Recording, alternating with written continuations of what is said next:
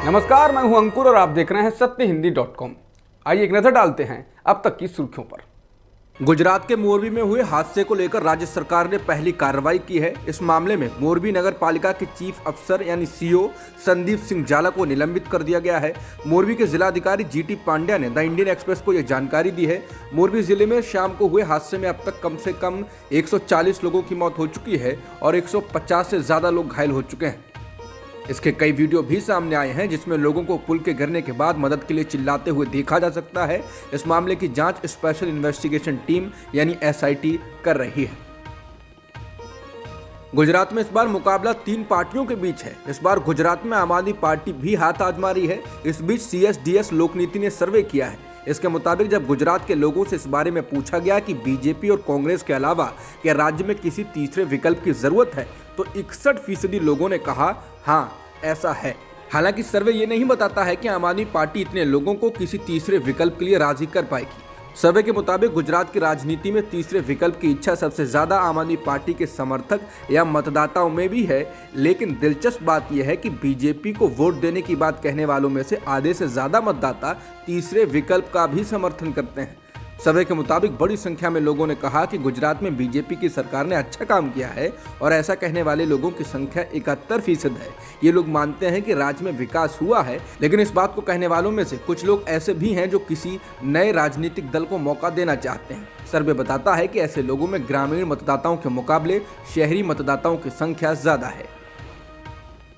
चुनाव आयोग शुक्रवार को दिल्ली नगर निगम यानी MCD के चुनाव का ऐलान कर सकता है। माना जा रहा है कि दिसंबर के पहले या दूसरे हफ्ते में MCD के चुनाव हो सकते हैं। चुनाव आयोग ने गुरुवार को गुजरात के चुनाव का ऐलान किया था। गुजरात में 1 और 5 दिसंबर को वोटिंग होगी, जबकि हिमाचल प्रदेश के साथ ही नतीजे 8 दिसंबर को आएंगे। ये लगभग तय है कि गुजरात और MCD के चुनाव के लिए प्रचार एक साथ ही होगा।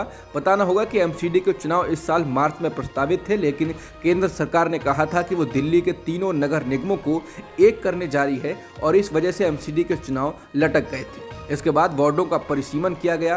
केंद्र सरकार ने कुछ दिन पहले दिल्ली नगर निगम के वार्डों के परिसीमन को लेकर बनी कमेटी की रिपोर्ट को मंजूरी दे दी थी।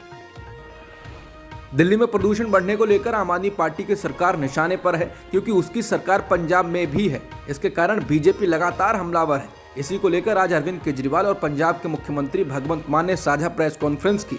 इस दौरान आम आदमी पार्टी ने समस्या के समाधान के लिए 1 और साल का वक्त मांगा है। दिल्ली के सीएम अरविंद केजरीवाल और पंजाब के सीएम भगवंत मान ने कहा है कि पराली से होने वाले प्रदूषण को अगले साल तक कंट्रोल कर लिया जाएगा। इसके साथ ही उन्होंने कहा ये सिर्फ दिल्ली की नहीं बल्कि पूरे उत्तर भारत की समस्या है और केंद्र सरकार को प्रदूषण कंट्रोल करने के लिए जॉइंट एक्शन प्लान बनाना होगा। उन्होंने कहा कि सिर्फ केजरीवाल सरकार खराब हवा के लिए जिम्मेदार नहीं है। हालांकि केजरीवाल ने कहा कि पंजाब में पराली जलाई जा रही है तो इसके लिए हमारी पूरी जिम्मेदारी बनती है, लेकिन पंजाब में सरकार बनने के सिर्फ 6 महीने हुए हैं। उन्होंने कहा कि हमने इसे नियंत्रित करने के लिए कदम उठाए हैं। अगले साल तक पराली जलाने में कमी आएगी।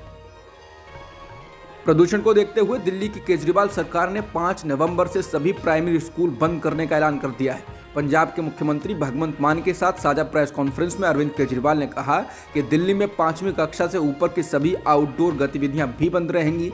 दिल्ली में प्रदूषण को देखते हुए ऑड इवन लागू करने पर भी विचार किया जा रहा है। उन्होंने कहा कि हम नहीं चाहते कि बच्चों को कोई तकलीफ हो। वहीं 9वीं क्लास से 12वीं क्लास की तक के स्कूलों को ये भी कहा गया है कि जहां तक हो सकता है उन्हें भी ऑनलाइन क्लास चलाएं, स्कूलों में छात्रों को न बुलाया जाए।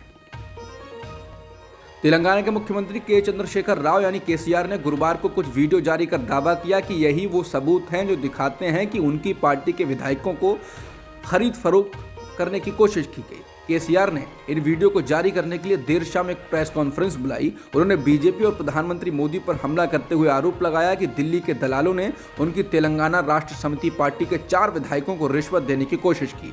केसीआर ने पीएम मोदी पर भी निशाना साधा। उन्होंने कहा कि पीएम मोदी भी ऐसी ही राजनीति को प्रोत्साहित करते हैं।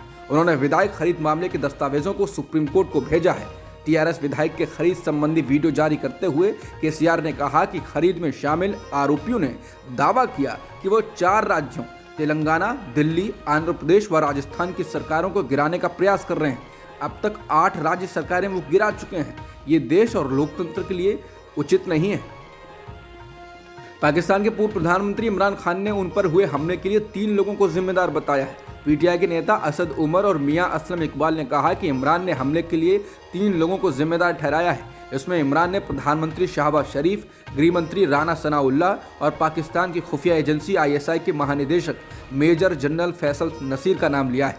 पीटीआई के नेता असद उमर ने कहा कि इमरान खान ने मांग की है कि इन तीनों लोगों को उनके पदों से हटा दिया जाना चाहिए और अगर इन तीनों को उनके पदों से नहीं हटाया जाता है तो देश भर में प्रदर्शन किए जाएंगे।